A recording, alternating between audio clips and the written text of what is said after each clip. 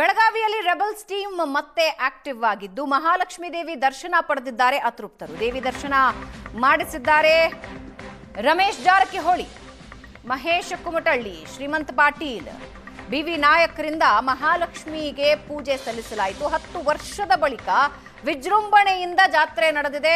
ಆ ಜಾತ್ರೆಯ ಹೆಸರಲ್ಲಿ ಅತೃಪ್ತರೆಲ್ಲ ಒಟ್ಟಾಗಿ ಸೇರಿರೋದನ್ನ ನೀವು ನೋಡ್ತಾ ಇದ್ದೀರಿ.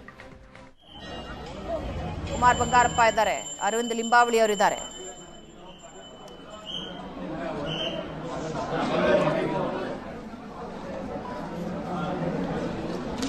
ಯತ್ನಾಳ್ ಅವರ ಉಚ್ಚಾಟನೆಯ ನಂತರ ಸೈಲೆನ್ಸ್ಗೆ ಜಾರಿದ್ದ ಅತೃಪ್ತರು ಇತ್ತೀಚಿನ ದಿನಗಳಲ್ಲಿ ಮತ್ತೆ ರಿಆಕ್ಟಿವ್ ಆಗಿದ್ರು. ಇದರ ಜೊತೆಗೆ ತಟಸ್ಥ ಬಣ, ಬಿಜೆಪಿಯ ತಟಸ್ಥ ಬಣ, ಈ ಮುನಿಸೇನಿದೆ ಅದನ್ನ ಕ್ಲಿಯರ್ ಮಾಡೋದಕ್ಕೆ ಸಭೆಗಳನ್ನ ನಡೆಸಲಾಯಿತು. ಆ ಸಭೆಯಲ್ಲೇ ಅಸಮಾಧಾನ ಸ್ಫೋಟನೂ ಆಗಿತ್ತು.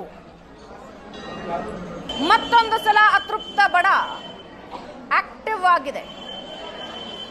ಅತೃಪ್ತ ನಾಯಕರು ಜಾತ್ರೆಯ ಹೆಸರಲ್ಲಿ ಒಟ್ಟಾಗಿ ಸೇರಿರೋದನ್ನ ನೀವು ನೋಡ್ತಾ ಇದ್ದೀರಿ.